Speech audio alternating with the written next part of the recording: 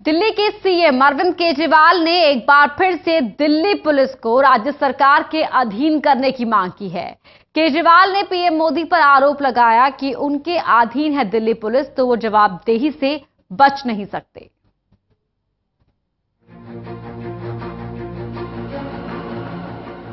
Delhi police पर कब्जे को लेकर जंग तेज हो गई है। राजधानी में 24 घंटे में 3 रेप की घटनाओं पर दिल्ली के मुखिया केजरीवाल ने एक बार फिर से दिल्ली पुलिस को राज्य सरकार के अंडर करने की मांग की है।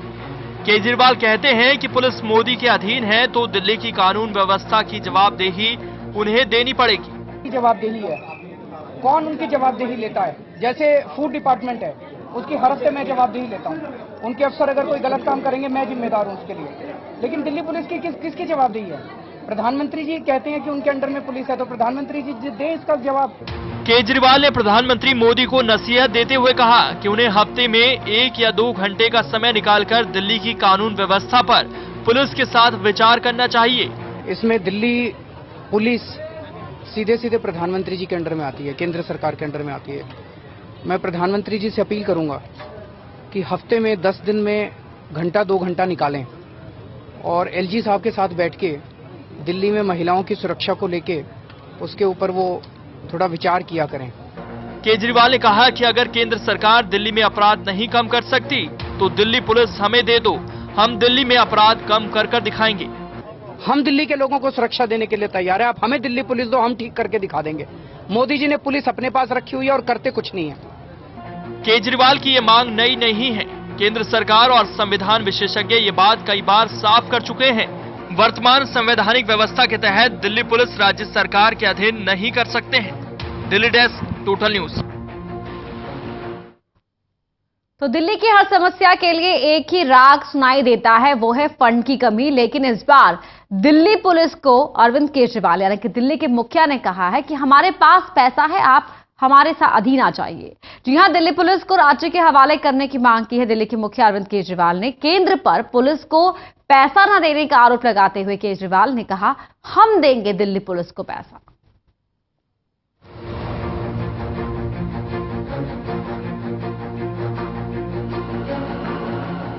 याद करिए वो वक्त जब दिल्ली कूड़े के ढेर में तब्दील हो गई थी। ईस्ट एमसीडी के कर्मचारियों ने वेतन न मिलने के कारण हड़ताल कर दी थी।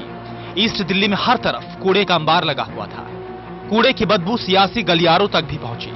आरोप प्रत्यारोप लगने शुरू हो गए। एमसीडी ने कहा कि दिल्ली सरकार एमसीडी के हिस्से का फंड जारी नहीं कर रही।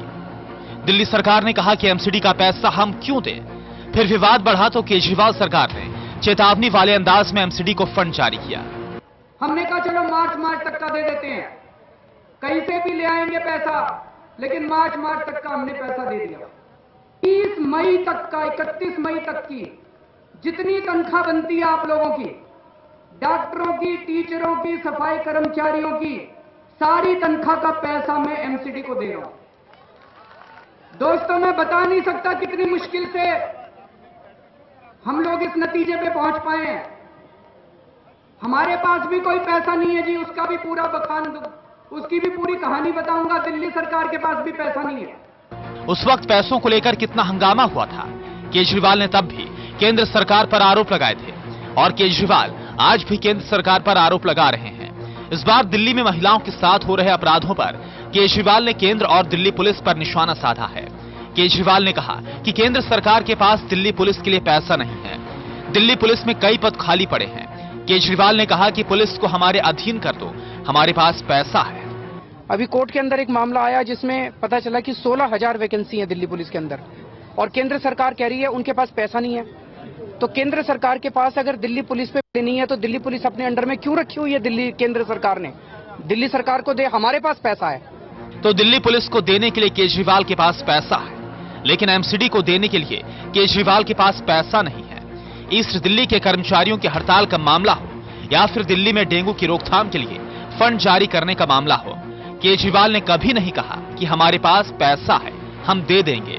सुनिए केजरीवाल का पैसा पैसा पैसा वाला बयान। इतना पैसा देते हैं, सारा खा जाते हैं, कितना ही दे दो उनका पेट नहीं भरता। तो आप उनका हिसाब ले लो, जितना पिछली साल दिया था उससे ज्यादा ही दे दिया उनको।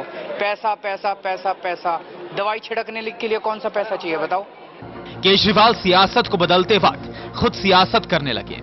हर मुद्दे पर उनके पास कुछ ना कुछ बोलने के लिए रहता है, पर समाधान किसी का नहीं होता। आपको बता दें कि ईस्ट दिल्ली का सालाना बजट 2265 करोड़ रुपए का है। इसी बजट में कर्मचारियों की तनख्वाह और बाकी काम करने होते हैं, जबकि दिल्ली पुलिस का साल 2014-15 का बजट करीब 5373 करोड़ रुपए का है। ऐसे में सवाल ये उठता है कि ईस्ट दिल्ली एमसीडी को देने के लिए केजरीवाल के पास पैसा नहीं था, वहीं जो दिल्ली पुलिस को केंद्र से मोटा सालाना बजट मिलता है उसे देने के लिए केजरीवाल के पास पैसा है। आखिर 3 महीने में पैसों का रोना रोने वाले केजरीवाल आखिर बिना मांगे पैसे की बात कैसे करने लगे? रही बात दिल्ली पुलिस की, तो केजरीवाल तो आजकल यही सोच रहे होंगे। क्या होता है पैसे का, पैसे की लगा दूं ढेरी, कर दूं पैसे की जो तू हो जाए मेरी, मैं बारिश कर दूं पैसे की जो तू हो जाए मेरी। Delhi desk, total news. Delhi में पुलिस केंद्र के अधीन है और अब दिल्ली सरकार लगातार ये कह रही है कि दिल्ली की पुलिस दिल्ली सरकार के अधीन होनी चाहिए, तभी दिल्ली में जो लॉ एंड ऑर्डर है वो सही रह पाएगा। वहीं अगर बात करें रेहड़ी पटरी वालों की, तो उनके लिए दिल्ली सरकार के लाइसेंस अनिवार्य करने के कानून का विरोध शुरू हो चुका है। रेहड़ी पटरी संघ का कहना है कि सरकार ने जो नियम कायदे इस कानून में बनाए हैं वो उन्हें मंजूर ही नहीं है। इसी को लेकर शनिवार को एसोसिएशन ने सीएम से मिलने की कोशिश की, लेकिन उन्हें मिलने नहीं दिया गया।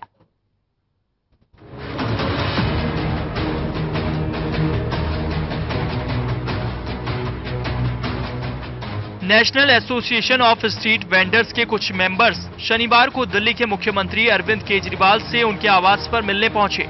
इन सभी की मांग है कि सरकार स्ट्रीट वेंडर्स के लिए जो कानून लाई है वो ज्यादातर रेहड़ी पटरी वालों को दिल्ली से बाहर कर देगा। इसी सिलसिले में बात करने के लिए एसोसिएशन के कुछ लोग मुख्यमंत्री से मिलने तो पहुंचे, लेकिन मुख्यमंत्री ने उनसे मिलने से ही मना कर दिया। उन्होंने स्कीम जो बनाया है उससे भ्रष्टाचार को बढ़ावा मिलेगा, उससे उस पर कोई फर्क पड़ने वाला नहीं है, क्योंकि उससे तो अलग से ही एक योजना सरकार की आई हुई है एक्ट आने के बाद कि इन लोगों को कौशल विकास योजना के तहत हम लोग इनको ट्रेनिंग दिलवाते हैं।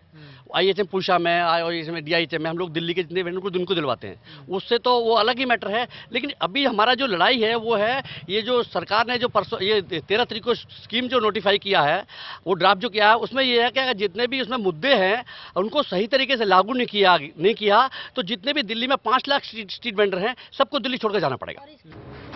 इन सब की मांग है कि सरकार ने लाइसेंस के लिए जो शर्तें लगाई हैं उनमें कई ऐसी हैं जिनके लागू होने के कारण ज्यादातर रेहड़ी वाले दिल्ली से बाहर हो जाएंगे। इनकी मांग है कि सरकार ने लाइसेंस के लिए दिल्ली का ही वोटर ID कार्ड मांगा है, जबकि ज्यादातर पटरी वाले दिल्ली से बाहर के हैं। इसके साथ ही जिस शर्त पर सबसे ज्यादा समस्या है वो ये है कि आप सड़क पर खाना नहीं बनाएंगे। दिल्ली सरकार का रेहड़ी पटरी वालों के लिए बनाया गया कानून लागू हो चुका है, जिसके बाद से दिल्ली पुलिस इस कानून का इस्तेमाल भी करने लगी है।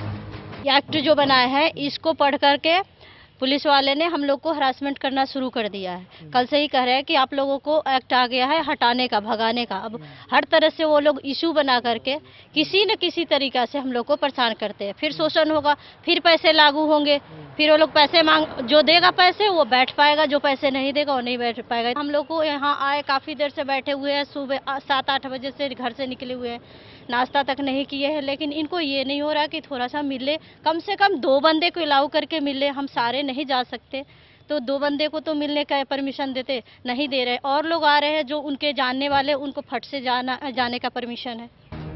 सरकार ने भले ही कुछ सोच समझकर ये कानून बनाया हो, लेकिन जिस तरह से इसका विरोध हो रहा है उसमें सरकार ने आने वाले दिनों में संवाद का रास्ता नहीं अपनाया तो आने वाले दिन सरकार के लिए परेशानी भरे हो सकते हैं। कैमरा पर्सन अजीत के साथ ललित नारायण कांडपाल, टोटल न्यूज, दिल्ली।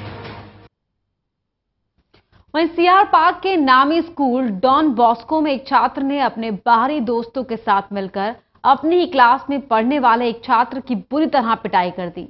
छात्र को हमदर्द हॉस्पिटल के ICU में एडमिट कराया गया है।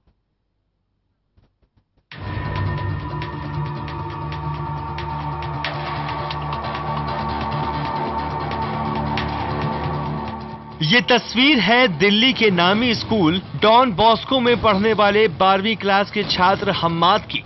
हम्माद हमदर्द हॉस्पिटल के ICU में जिंदगी और मौत की जंग लड़ रहा है। दरअसल 2 दिन पहले हम्माद का उसी की क्लास में पढ़ने वाले एक छात्र से किसी बात को लेकर कहासुनी हो गई थी।